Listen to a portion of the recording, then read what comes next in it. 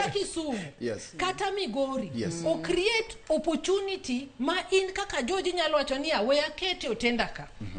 Bendu mi opportunity kaka Nyarawila mang'wach niya anyalo dhi dala makau travel agency nani ma ket gi branch kanye Kisumu kata dala Siaya. Omiyo nyaka wang'ie laji ni ang'o ma drive this sector. Yes. Nyaka wa partner gi jomoko. Nyaka wang'ie niya ang'o momiyo it is easy mondo ng'ato dhi oket hotel Migori to kodwa ket hotel Siaya.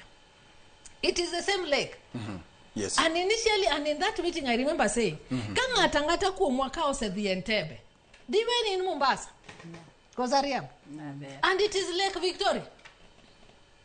Uwokae tineno ka president gini uwokae jidhitimo meeting Serena Spec Hotel, Entebbe, Edonam Lake Victoria.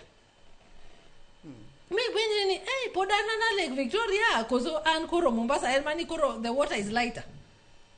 Nikki, this one is freshwater lake.